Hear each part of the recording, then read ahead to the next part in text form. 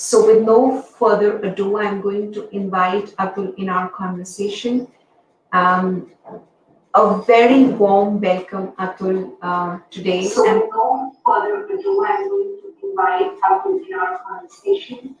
I think my voice is echoing, so I'm just gonna do a little bit of. Okay, thank you so much, Atul, for being here, and very kind of you to do this conversation. It's my pleasure. I was just talking to our audience, Atul, and telling them about a little bit about your background and where you've come from and how you've traversed this beautiful journey of leadership.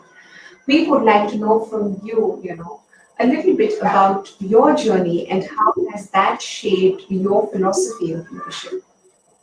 Absolutely. It's my pleasure, Rupinder. Thanks for inviting me to this conversation.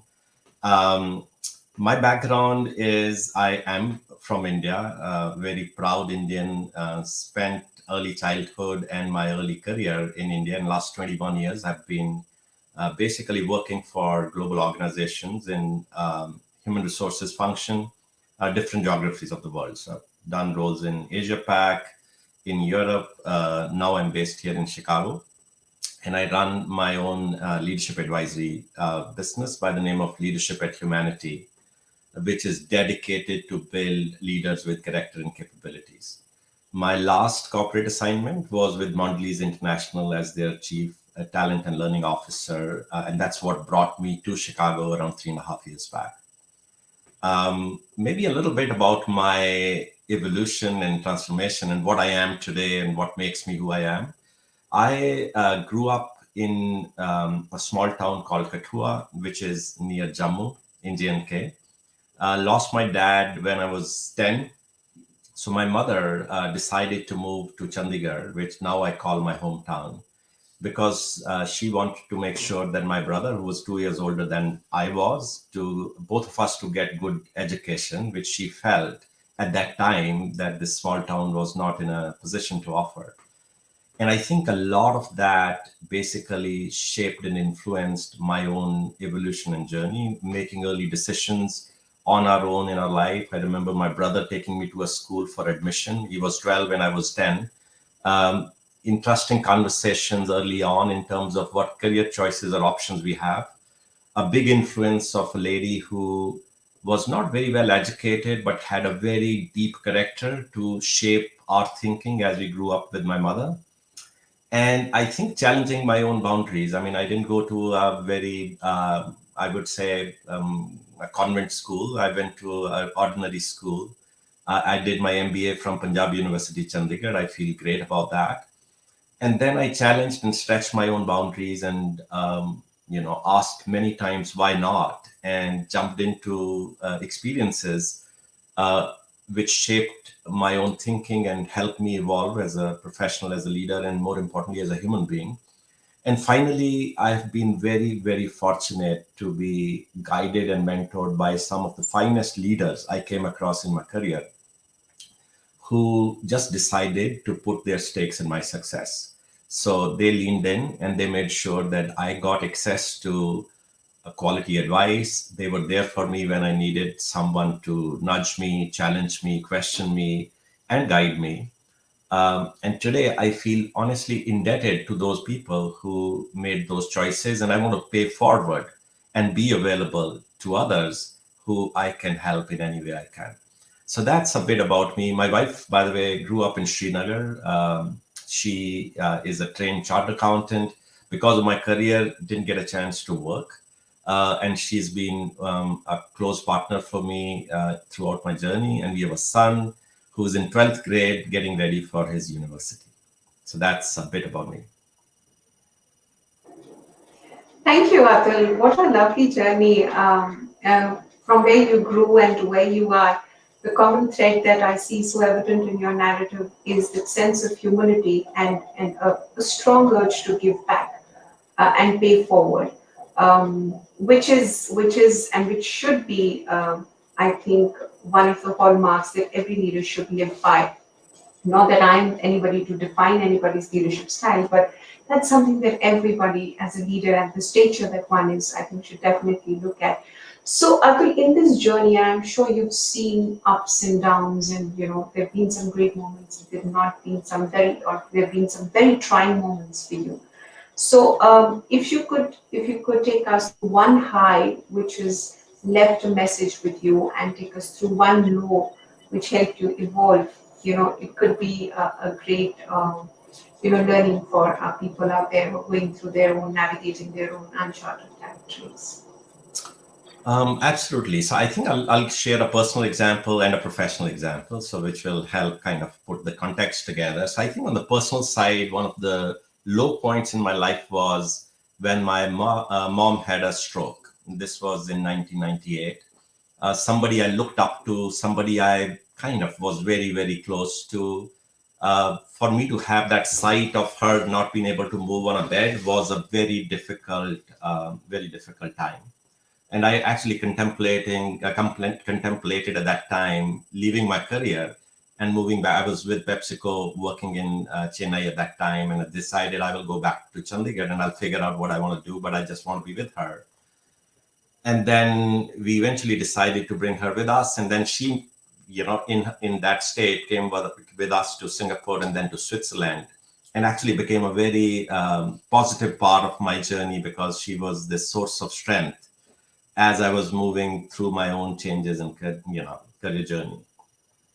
I think the other piece which I learned in a very hard way, and that's the foundation stone of my thinking on what I call leadership and humanity, was when I was moved by Novartis in 2004 to Switzerland.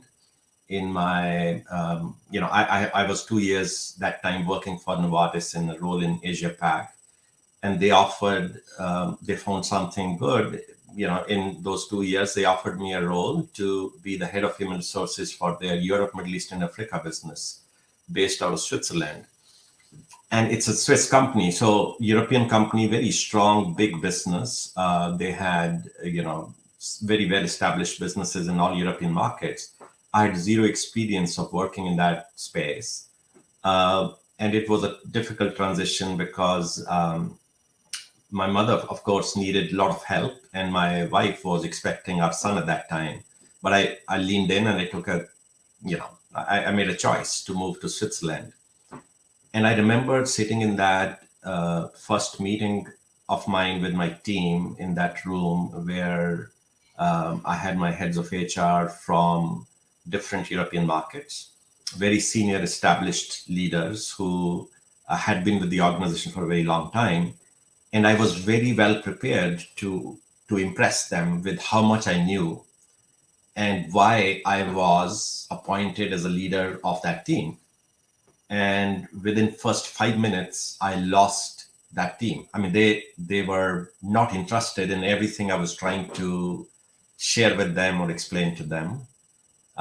Switzerland is beautiful, so they were looking outside from the windows, mountains and stuff. No, I felt lost in that moment, that I don't belong here, and they are disrespectful, and there was a lot of anger, a lot of pushback in me, that why they are not accepting me. And I was doing more of more savvy slides and more of technical stuff, why I was more superior, or I knew better than they knew. And I remember going back to the head of it. I actually felt I did a huge mistake by taking that job. I moved my mother, who was not, physically in a good place, to a new country. I brought my wife, who needed a lot of help and attention from me at that moment, to a role where I didn't feel I could even be set up for success. So I had very miserable feeling at that time, and I walked up to this guy who I, by the way, treat one of my mentors even today. He's the head of HR for Novartis. His name is Simon Nash, a Brit. I asked him, can I go back to India? Can you offer me a role there, or can I go back to Asia?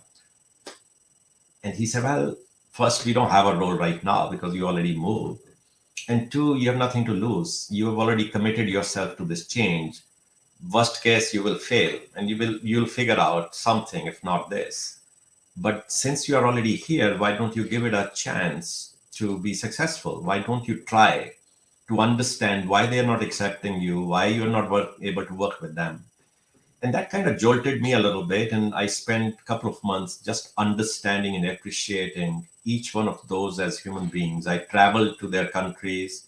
I just sat and observed because I didn't know anything actually. I didn't know the complexities, the challenges involved with running these large businesses in these markets, which were highly regulated, a lot of different laws and norms in very tight geographies.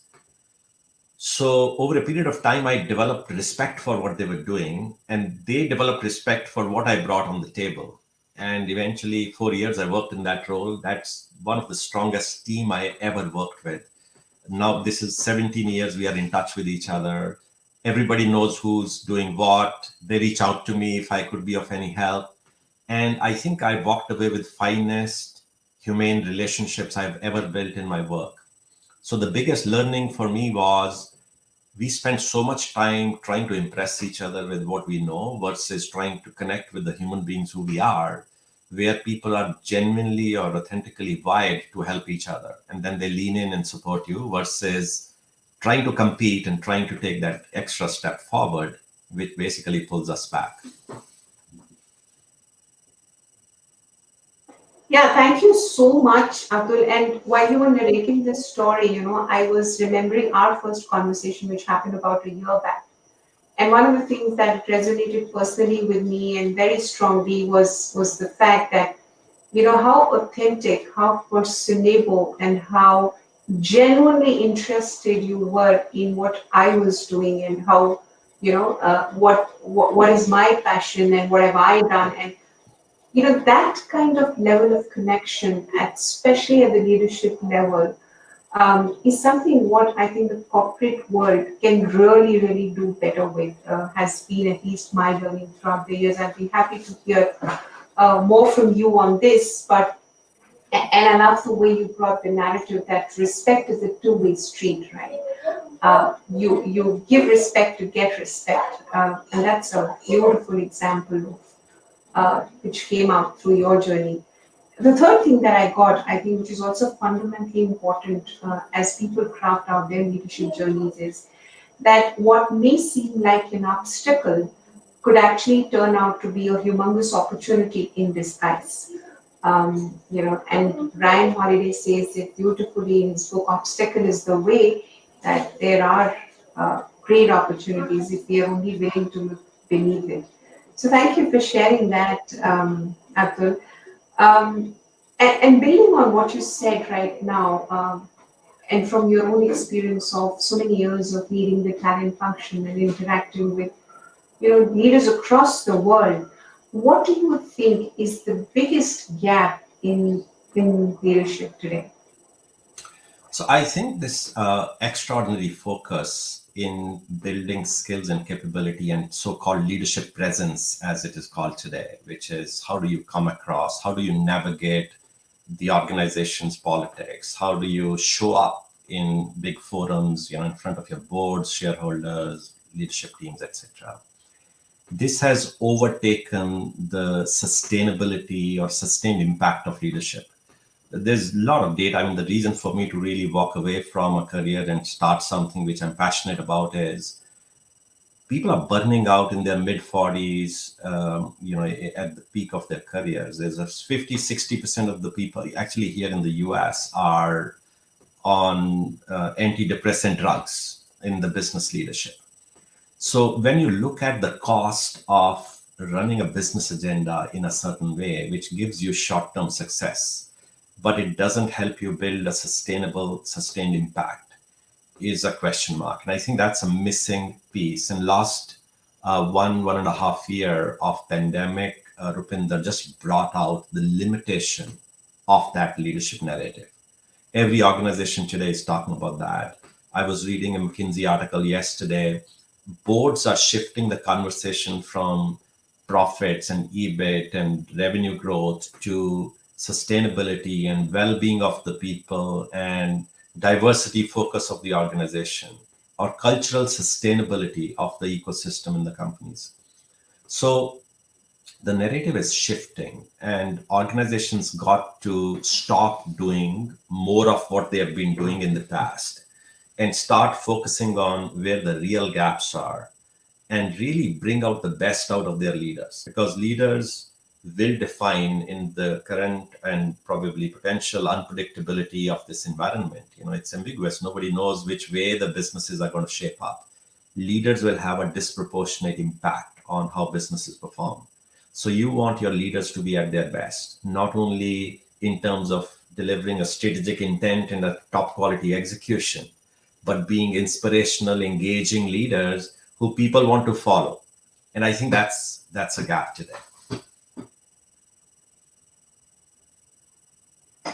Yeah, and I think I agree. In fact, the pandemic has given us the whole world an opportunity to see which organizations are really prepared, and have developed the core capabilities rather than just focusing on skills and competencies to deliver. There have been organizations that have led from the front, and their leaders have modeled the way that they want the others to embody. So yeah, and it could be, to my mind, also Atul, a difficult task with so much of focus, on execution, on deliverables, on as you rightly mentioned, being politically correct. That's a huge broadening influence. So all of that is one part of the equation, right?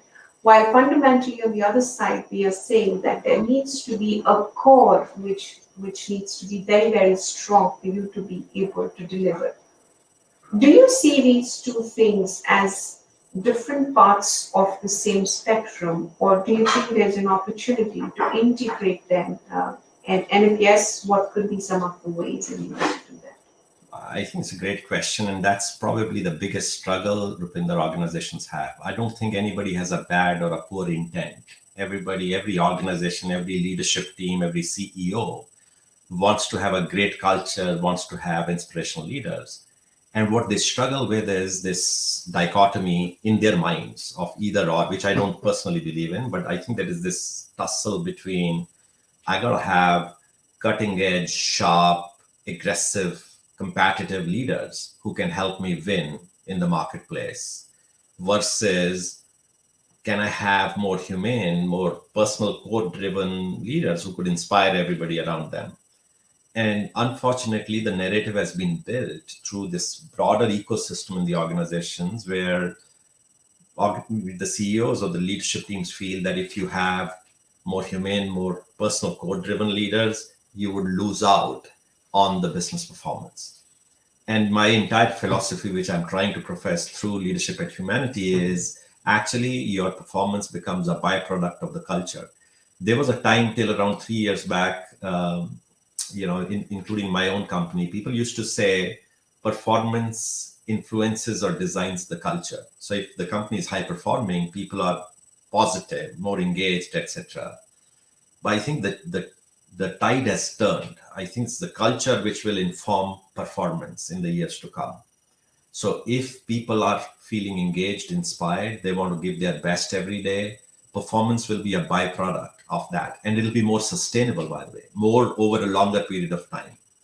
Whereas if you tell your leaders, unfortunately, the whole ecosystem creates this default kind of design of a leader in the minds of people. So they know that if I got to be successful, I got to compete. I got to make sure that I look or I come across as a cutting edge, aggressive, pushback kind of leader. And I need to show up every day as someone who can make things happen. And I have all the solutions to every problem of the company. That puts a lot of negative pressure on people to show up in a certain way every day. Imagine you get up every morning thinking, I got to go show up like a winner in my workplace. And there are days when you are not in that situation and you don't want to be vulnerable. You don't want to show up as someone who needs help because you're not expected to. So this creates a lot of congestion of negative energy, starting with yourself.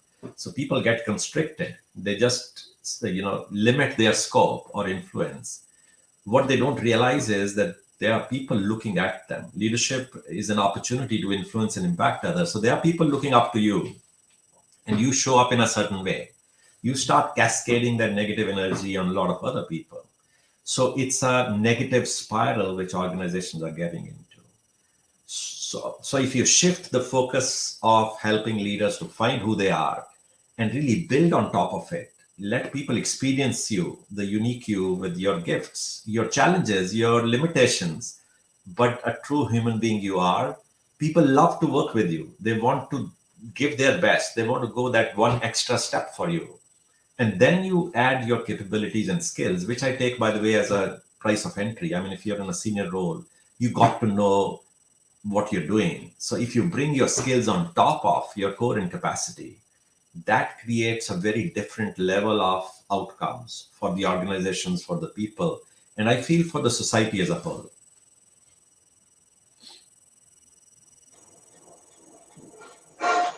Thanks, sir. Thanks, Atul, for bringing that perspective. And I guess that's true, right?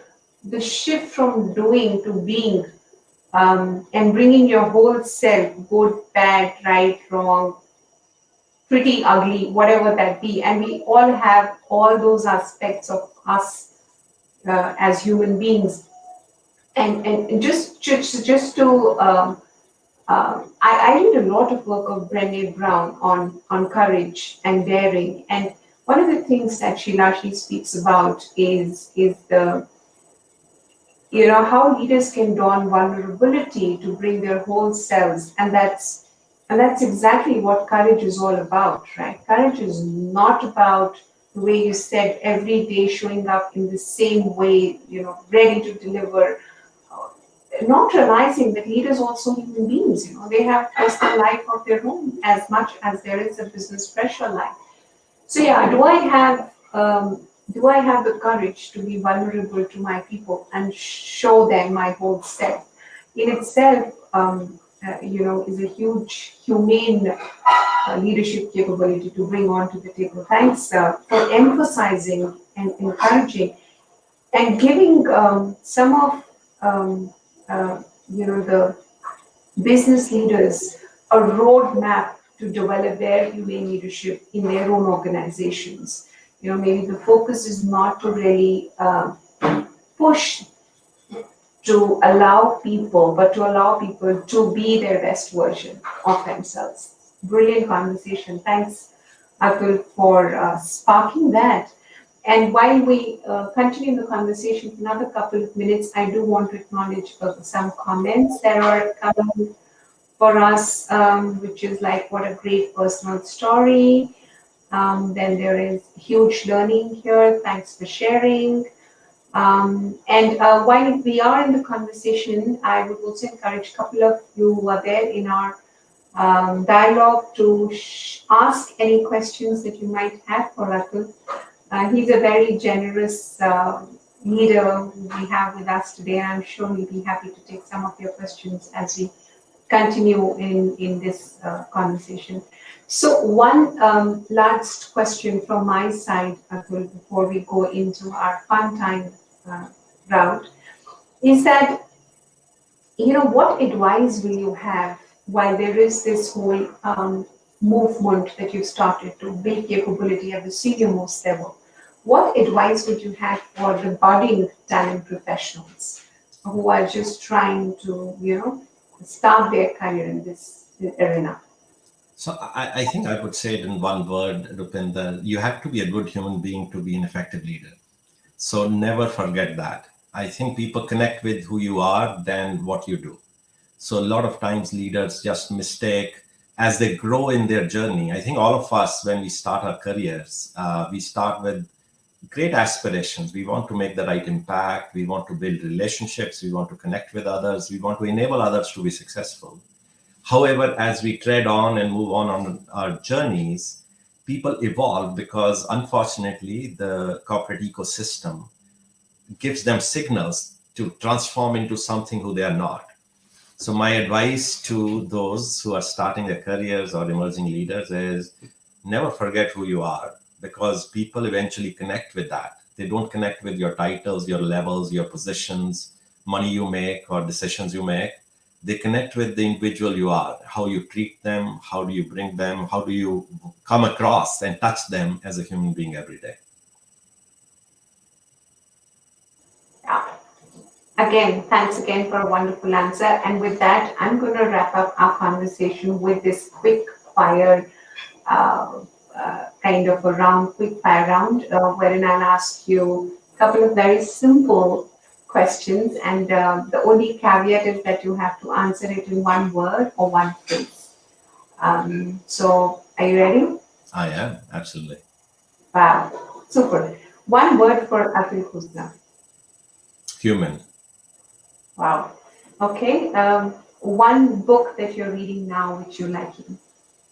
Um, hmm.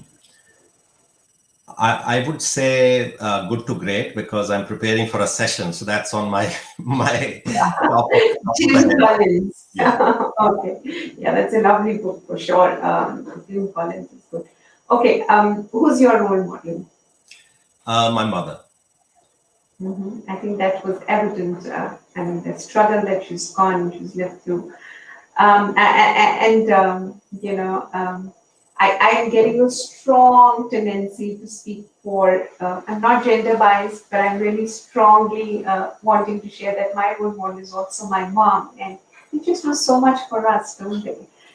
In a very unassuming way. So, okay, if your life is a movie, what would it be called? Um, Life of a pie. Life of pie, whatever. Oh, lovely. Yeah, and that is a great book as much as it's a lovely movie they've translated into a movie also. One passion outside work. So I love photography. Oh, okay, that's a secret. We also were not aware about it. Um, and Okay, this is an interesting one. I'm sure you might have faced multiple failures, one of which is what you shared. But what is the one failure that you can never forget? One period when you say you're talking about kind of a space of time, like months, day. Yeah, just one period in your life, personal, professional, wherein you completely failed and you cannot forget that. So the example which I shared earlier, Said earlier. I moved Okay, to Switzerland. okay. And if you were having a bad day, what would Atul Khosla look like? Very quiet and aloof. Okay. That's not a bad day, you know. Your wife would probably say it's a good day, like me, like me. Okay. One last question, Atul. As far as to wrap up this round, it's been a wonderful conversation with you. Is that what legacy would you want to leave in one word? Um, Live your life as if you're living it for the second time. That's an interesting one. Would you like to elaborate on this? So I think I want to go without any regrets because people most of the time would tell you if I would have done this differently, if I had a second chance, I would do it in another way. So I want to go with a sense that I did what I wanted to do. I didn't hold myself back. Wow. Wow, that's deep and that's powerful, Atul. You know, it's within this 30 minutes of conversation, I've had so many personal takeaways, and I'm sure people who are listening or who will attune to us later, and a couple of them who said, we're going to go back to this, please share the link with us. So they will find immense value not only in the experiences and the derivatives that you've shared with us, but I think going forward, the movement that you have led and started leading at a global scale is going to only make the world a better place to live in, I would say. But before we sign off, I do want you to share, if you have a couple of minutes before I take the first question from the audience, is that would you want to talk a little bit about leadership at humanity? Sure. Thanks, Rupinder. So, as you said, it's a movement and it's dedicated to building leaders with character and capabilities. And my sense is it's not a nice to do thing, it's the need of the hour for organizations to build sustainability. It has two pillars to it. There's a pillar of expanding the conversation, expanding the dialogue. So I want people to really start changing the narrative around leadership. So we have dialogues where I invite, like what you're doing right now, I invite global leaders to be part of that conversation. And in fact, on Tuesday, the 31st of August, I have invited Jay Conger, who's one of the top leadership influencers in the world, to have a conversation with me on humanity in leadership. If your audience wants to sign up, you can go on our website. It's on the homepage, and you can sign up. It's free. You can sign up for that. And then we are also running a mentoring program, which was our first offering. It's a free mentoring for those people who don't have access to quality guidance. And as I mentioned, I want to pay it forward. This is one way to do that. So we have around 83 mentees from 20 odd countries, from places like Ghana, Pakistan, Egypt, who typically wouldn't have access to global mentors, are being mentored by over 50 great leaders across the world. And I feel great that I was able to, or LEH, or Leadership at Humanity, is able to help and support these folks. And then there is a side of where we want to work with the organizations to really reset their talent and leadership strategy, I call it leadership journeys, to help their leaders to evolve into more humane and leaders with a sustained impact. So that's a bit about Leadership at Humanity, but you can check on our website. No, this is helpful, Atul, and I'm sure people who are watching was going to be immensely benefiting. And you rightly said, there are many people who do not have access to the right kind of mentorship, right? And both of us know how big a role mentors and coaches can play in any professional's journey, growth journey for that matter. So I'm going to strongly encourage people who are here today and people who visit it later to make the best possible use of what Atul is offering us today. You will only reap the benefits a few years later. So but get on this journey right now before it gets too crowded. So with that, let me take the first question, Atul. And this question is coming from a lady called Vidhi. What she's saying is that you've led leadership teams across the globe. So what kind of challenges did you find, while to deal with people across different cultures? So I think first I'll talk about the commonalities before I talk about the differences. I think commonalities are consistent with what I said just like 5 minutes back. People connect with who you are, no matter which part of the world you are in. So sometimes we try to act who we are not, and then we dispel people away from us. So one of my own learnings, having worked in, I've lived and worked in Singapore, Switzerland, USA, India, and probably practically covered the entire universe in, leading teams or people having in different parts of the world. Just be who you are and let people experience you who you are. So don't hold back. If you are going through you don't overthink or over process, which I used to do in my early days. How do I position it? How do I say this? How will people react to it? Will they understand?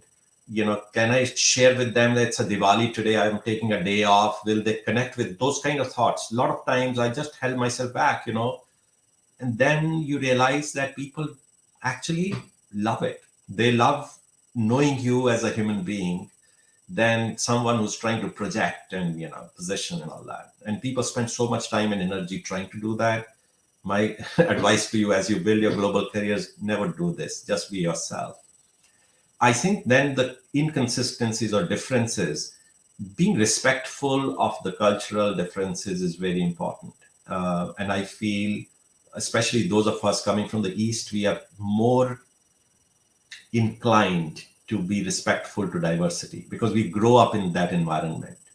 We respect religions, we respect differences in languages, we respect differences in foods and stuff like that. And I feel that's kind of naturally ingrained in us.